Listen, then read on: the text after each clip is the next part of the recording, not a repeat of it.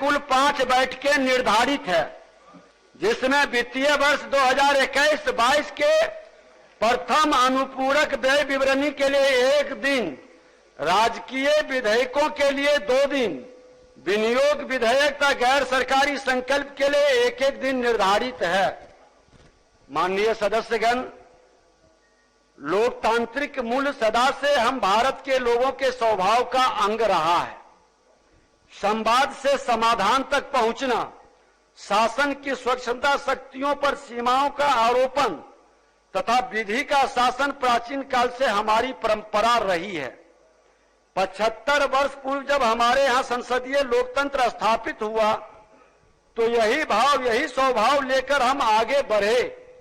हमारे लिए संविधान केवल एक पुस्तक नहीं है, बल्कि एक विचार है, हमारी निष्ठा का प्रतीक है, पूरा का पूरा जीवन दर्शन है।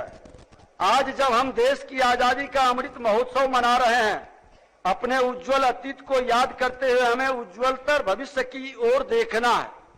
अपनी पद प्रतिष्ठा के अनुरूप दायित्व को निभाने का प्रयास करना है।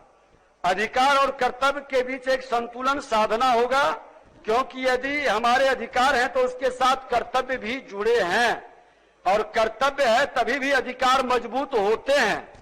इसलिए आज पूरा देश एक स्वर में कर्तव्य बोध की बात कर रहे हैं। हम और आप जैसे जनप्रतिनिधि संवैधानिक मूल्यों के प्रति प्रतिनिधि हैं, अतः हमें अपने मन, वचन और कर्म से इन मूल्यों का न केवल पालन करना है, बल्कि जन जन तक इस चेतना को लेकर भी जाना है।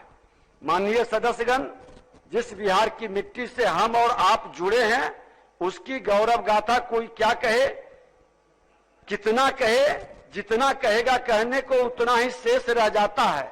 इसलिए हमारी जिम्मेवारी है कि अपनी गौरवशाली विरासत को संजोते हुए उसमें अपना सार्थक योगदान भी करें। हमारे बिहार विधानसभा भवन के शताब्दी वर्ष को एक मील का पत्थर मानते हुए हम अपनी विरासत को जन सामान तक ले जाने के लिए विधानसभा परिसर में एक डिजिटल संग्रहालय बनाने का विचार माननीय मुख्यमंत्री जी से साझा किया।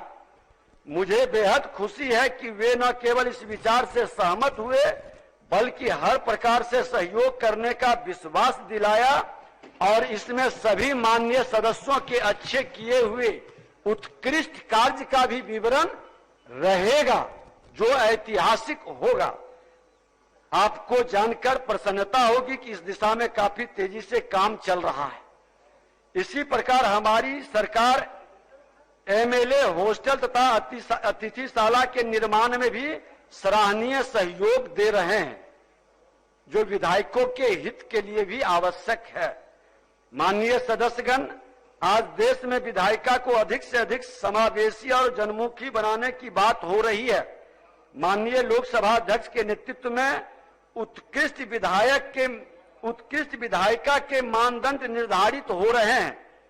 कर्नाटक विधानसभा के अध्यक्ष के सभापतित्व में उत्कृष्ट विधायिका के पैमाने तय करने के लिए एक समिति बनाई गई है, जिसमें मुझे भी शामिल होने का मौका मिला है।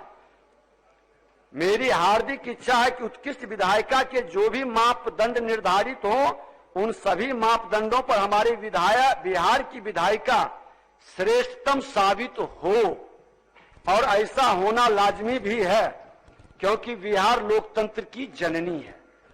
इस इतिहास गवाह है कि लोकतंत्र का विचार और व्यवहार यहाँ गढ़ा गया तथा दुनिया ने इसे आत्मसात किया।